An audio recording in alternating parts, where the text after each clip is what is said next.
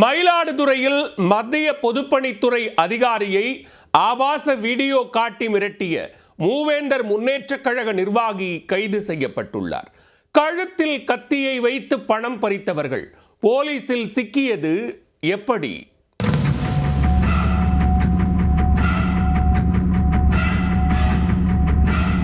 சென்னை திருமுல்லை வாயிலை சேர்ந்த வெங்கடேசன் மத்திய பொதுப்பணித்துறை செயற்பொறியாளராக பணிபுரிந்து வருகிறார்.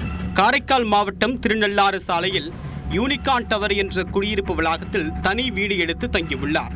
இவருக்கு மயிலாடுதுறை மாவட்டம் சீனிவாசபுரத்தை சேர்ந்த சுபாஷினி என்ற பெண்ணுடன் தொடர்பு ஏற்பட்டு கடந்த 6 மாதங்களாக ஒரே வீட்டில் இருந்துள்ளனர். சுபாஷினி தன்னுடைய குடும்ப வறுமையை காரணம் காட்டி வெங்கடேசனிடமிருந்து பல லட்சம் ரூபாய் பணத்தை வாங்கியிருக்கிறார். வெங்கடேசனிடமிருந்து மொத்தமாக பணம் பறிக்க ஆசைப்பட்ட சுபாஷினி இதற்காக சிலரை கூட்டு சேர்த்து மாஸ்டர் பிளான் போட்டுள்ளார். வெங்கடேசனுடன் அறையில் தனிமையில் இருந்ததை கடந்த மாதம் 27ஆம் தேதி வெங்கடேசனுக்கே தெரியாமல் சுபாஷினி செல்போனில் வீடியோ எடுத்திருக்கிறார்.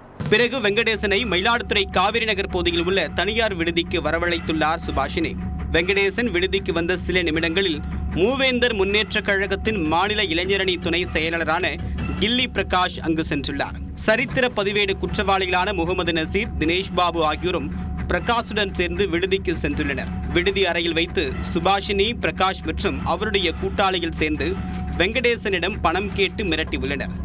சுபாஷினியுடன் வெங்கடேசன் தனிமையில் இருக்கக்கூடிய ஆபாச வீடியோவை காட்டியும் வெங்கடேசன் கழுத்தில் கத்தியை வைத்து மிரட்டியும் அவரிடம் பணம் கேட்டுள்ளனர். பிறகு வெங்கடேசனிடமிருந்த ஏடிஎம் கார்டு மற்றும் ஜிபே மூலமாக 2,70,000 ரூபாய் பணத்தை அவரிடமிருந்து பறித்துள்ளனர். மேலும் சுபாஷினியுடன் வெங்கடேசன் தனிமையிலிருந்த வீடியோவை வெளியிடாமல் இருக்க கூடுதலாக 10 லட்சம் ரூபாய் தர வேண்டும் என்று கூறி மிரட்டி அனுப்பியுள்ளனர். இந்த சம்பவம் குறித்து வெங்கடேசன் மயிலாடுதுறை காவல் நிலையத்தில் புகார் தெரிவித்துள்ளார்.